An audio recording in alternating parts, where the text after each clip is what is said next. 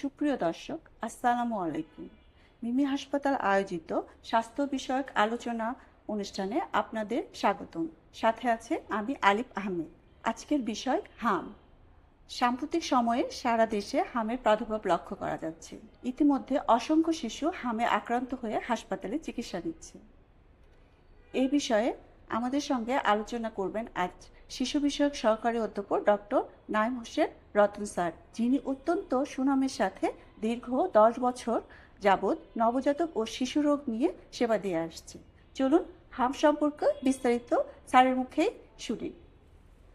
আসসালামু আলাইকুম স্যার। ওয়ালাইকুম আসসালাম। কেমন আছেন স্যার? আমি ভালো আছি, আপনারা ভালো আছেন? জি স্যার। স্যার, আপনি নিশ্চয়ই অবগত আছেন সাম্প্রতিক সময়ে হাম একটি বড় সমস্যা হিসেবে দেখা দিয়েছে। শুরুতে আপনার কাছে জানতে চাচ্ছি হাম আসলে কি এবং এটি কেন হয়? সর্বপ্রথম আপনাকে ধন্যবাদ জানাচ্ছি এবং মিমি হাসপাতাল কর্তৃক আয়োজিত এই স্বাস্থ্য বিষয়ক আলোচনার সম্মানিত যারা দর্শক আমাদেরকে দেখছেন, এই গুরুত্বপূর্ণ আলোচনায় যারা আমাদেরকে সরাসরি দেখছেন তাদেরকে ধন্যবাদ। আসলে আমরা হাম বলতে হাম একটি ভাইরাল ইনফেকশন। আমরা ভাইরাল ইনফেকশন সম্পর্কে, ভাইরাস জ্বর সম্পর্কে সবাই জানি। এটা তার থেকে খুব বেশি ব্যতিক্রম না। এটা একটি ভাইরাল ইনফেকশন, যেটা একটি স্পেশাল ভাইরাস দিয়ে হয়। যে ভাইরাসটার নাম হচ্ছে মিজেলস ভাইরাস অথবা রুবিওলা ভাইরাস। এটি একটি আরএনএ ভাইরাস। এটি সাধারণত বাতাসের মাধ্যমে এয়ারবোর্ন ড্রপলেট হিসেবে ছড়ায়। হাঁচি কাশি বাতাসের মাধ্যমে একজন থেকে আরেকজনের মধ্যে সংক্রামিত হয়। স্যার, অত্যন্ত সুন্দরভাবে আপনি হাম রোগটি ব্যাখ্যা করেছেন। আশা করি আমাদের দর্শকরা এই ভিডিও থেকে সম্পর্কে ভালোভাবে ধারণা পাবে। স্যার, এ পর্যায়ে আমরা জানতে চাই হামের লক্ষণসমূহ কি কি এবং কিভাবে শনাক্ত করব এটি আমরা? ধন্যবাদ। এটি একটি গুরুত্বপূর্ণ প্রশ্ন। আসলে আমাদের অভিভাবকরা বা গার্জিয়ানরা হাম কখন বুঝতে পারবেন? হাম হওয়ার শুরুতে সাধারণত একজন বাচ্চা সাধারণত শুরুতে জ্বর নিয়ে আসবে। জ্বরটা প্রথম দিকে হালকা জ্বর, পরে জ্বরের মাত্রাটা আস্তে আস্তে বেড়ে যেতে পারে। জ্বরের সাথে বাচ্চা নাক দিয়ে একটু পানি পড়বে, বাচ্চার শুষ্ক কাশি থাকবে, মাঝে মধ্যে কাশিটা একটু বেড়েও যেতে পারে, চোখটা লাল হয়ে যেতে পারে এবং চোখে তার ময়লা বা কেতর জমতে পারে। সাধারণত জ্বরের 3 থেকে 4 দিন পরে হামের যে টিপিক্যাল র্যাশ, এই র্যাশ ডেভেলপ করে। এই র্যাশটি সাধারণত কানের পিছন থেকে শুরু হয়, তারপর এটি মুখমণ্ডল, বুকের সামনে, পেটে, হাতে পায় এবং আস্তে আস্তে করে সমস্ত শরীরে ছড়িয়ে পড়তে পারে। সাধারণত এই র্যাশ 1 থেকে 2 দিনের মধ্যে আবার পুনরায় মিশিয়ে যাবে, কিন্তু তার শুকনো কাশিটা 2 সপ্তাহের মতো থাকতে পারে। এই ধরনের লক্ষণ যদি কোনো অভিভাবকরা লক্ষ্য করেন, তাহলে উনি প্রাথমিকভাবে এই রোগটিকে হাম হিসেবে শনাক্ত করতে পারবেন এবং একজন শিশু চিকিৎসকের শরণাপন্ন হবেন। সবচেয়ে স্যার, যে প্রশ্নটি আমাদের কাছে সবচেয়ে বেশি আছে সেটি হচ্ছে হামের চিকিৎসা কি, এ বিষয়ে যদি আপনার পরামর্শ একটু দিতেন স্যার। হাম নিয়ে আসলে আমাদের খুব বেশি চিন্তিত হওয়ার বা খুব বেশি ভয়ের কিছু নেই। হাম সাধারণত আমরা অধিকাংশ ক্ষেত্রেই বাসাতে চিকিৎসা করতে পারি। আমরা আসলে বাচ্চার যে লক্ষণগুলো হয় সেই লক্ষণগুলো অনুযায়ী চিকিৎসা দেব। হাম এমন একটি রোগ, এটি ভাইরাস জনিত রোগ। এই অবস্থাতে সাধারণত বাচ্চাদের রোগ প্রতিরোধ ক্ষমতা কমে যায়। বাচ্চাটিকে আমরা বাসায় রাখবো, চেষ্টা করব একটু আলাদা করে অন্য বাচ্চাদের সাথে বা অন্য কারো থেকে দূরে রাখার জন্য যতটুকু সম্ভব। বাসাতে বাচ্চাকে আমরা পর্যাপ্ত পরিমাণে পুষ্টিকর, এনার্জি রিচ এবং লিকুইড তরল জাতীয় খাবারটা বেশি খাওয়াবো। আমাদের যে প্রাকৃতিকভাবে যে আমাদের সাধারণ শাকসবজি, ফলমূল যেগুলো পাওয়া যায়, এগুলো বেশি করে খাবে। বাচ্চা নিয়মিত গোসল করতে পারবে। বাচ্চাকে আমরা জ্বরের জন্য প্যারাসিটামল জাতীয় যে ওষুধগুলো আছে এগুলো আমরা ইউজ করব।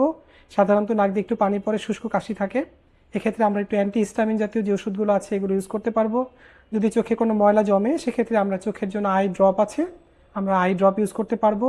চোখটা ভালো করে পরিষ্কার রাখবো, বাচ্চাকে আমরা রেস্টে রাখবো। সাধারণত আমরা দেখি হামের সাথে ভিটামিন এ নামে একটি ভিটামিন আছে, যার ঘাটতি হয়। এর জন্য আমরা সাধারণত হামরোগ চিকিৎসার পাশাপাশি ভিটামিন এ সাপ্লিমেন্টেশন দিয়ে থাকি। এটি আসলে বয়স অনুযায়ী পরিমাণটা একটু ভিন্ন হতে পারে। যদি বাচ্চার বয়স 6 মাসের নিচে হয়, তাহলে আমরা প্রথম দিন 50,000 ইন্টারন্যাশনাল ইউনিটের একটি ক্যাপসুল খাওয়াবো, তারপরের দিন আবার 50,000 ইন্টারন্যাশনাল ইউনিটের ক্যাপসুল খাওয়াবো। যদি বাচ্চার বয়স 6 মাস থেকে 1 বছর আগ পর্যন্ত হয়, সেক্ষেত্রে প্রথম দিন আমরা 1 লাখ খাওয়াবো ইন্টারন্যাশনাল ইউনিটের ক্যাপসুল, পরের দিন আমরা আবার 1 লাখ ইন্টারন্যাশনাল ইউনিটের ক্যাপসুলটি খাওয়াবো। আর যদি কোনো কারণে বাচ্চার বয়স 12 মাস বা তদূর্ধ্ব হয়, সেক্ষেত্রে আমরা একই নিয়মে 2 লাখ করে ক্যাপসুল পরপর 2 দিন খাইয়ে দেবো। আর সাধারণত আমরা হামের যে জটিলতাগুলো আমরা যেগুলো বলে থাকি, যে হামের সাথে সাধারণত অতিরিক্ত কাশি, নিউমোনিয়া হতে পারে, হামের সাথে বাচ্চার কাঁপুনি বা খিঁচুনি, যেটাকে আমরা ব্রেনের সংক্রমণ বা এনকেফালাইটিস বলি, হামের সাথে বাচ্চার ডায়রিয়া হতে পারে, ডিহাইড্রেশন, এমনকি ইলেকট্রোলাইট ইমব্যালেন্স হতে পারে। যদি এরকম কোনো লক্ষণ আমাদের কাছে মনে হয় তাহলে আমরা দ্রুত শিশু চিকিৎসকের অথবা নিকটবর্তী হাসপাতালে শরণাপন্ন হব। ধন্যবাদ স্যার হামের চিকিৎসা সম্পর্কে সুন্দরভাবে বুঝিয়ে বলার জন্য।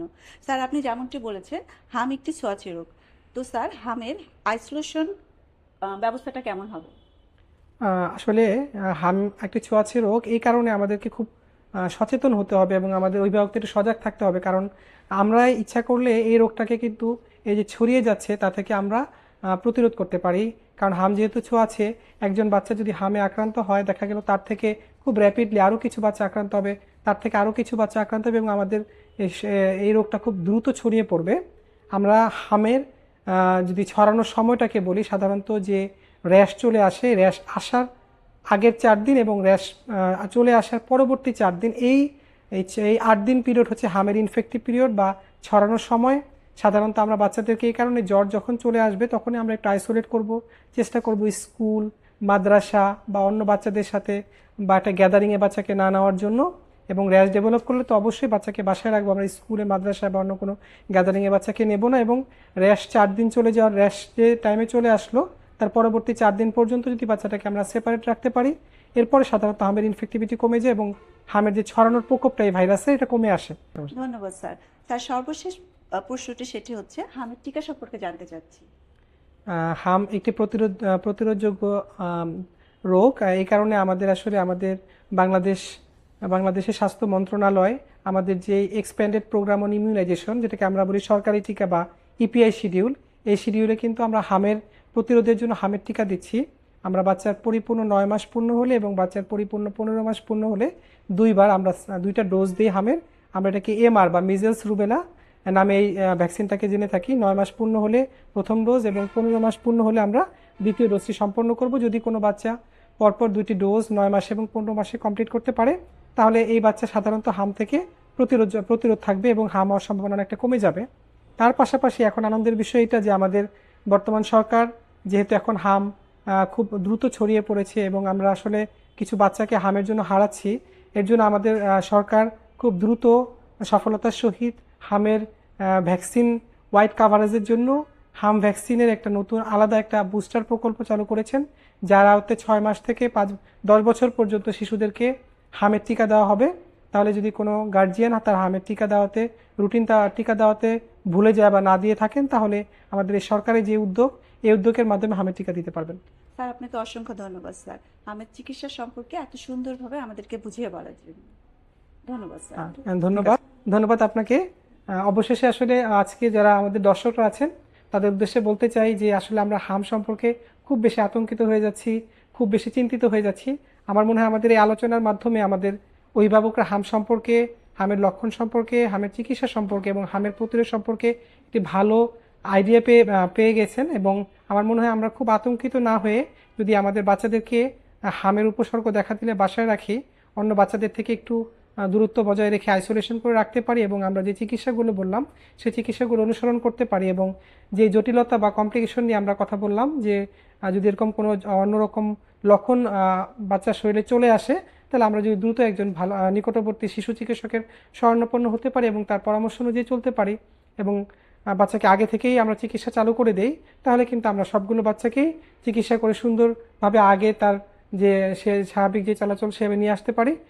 আমার মনে হয় আমরা খুব বেশি আতঙ্কিত হব না, আমরা এর থেকে বেশি সজাগ থাকবো এই রোগটা সম্পর্কে। ধন্যবাদ সবাইকে। আপনাকে অসংখ্য ধন্যবাদ আমাদের স্বাস্থ্য বিষয়ক অনুষ্ঠানে আমাদের সময় দেওয়ার জন্য। আশা করছি আপনার মাধ্যমে আমাদের দর্শকরা হাম সম্পর্কে একটি গুরুত্বপূর্ণ তথ্য এবং এর প্রতিরোধ এবং প্রতিরোধ সম্পর্কে ধারণা করবে।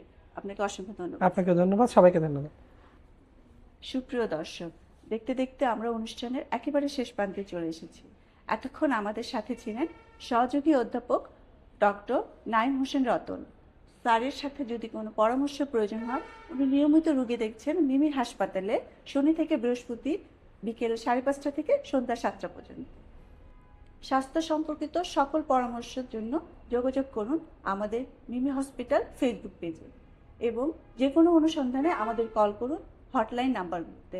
আজকের মতো বিদায় নিচ্ছি, দেখা হবে পরবর্তী ডক টক্স কোনো পর্বে। এ পর্যন্ত সবাই ভালো থাকবেন, সুস্থ থাকবেন। আল্লাহ হাফেজ।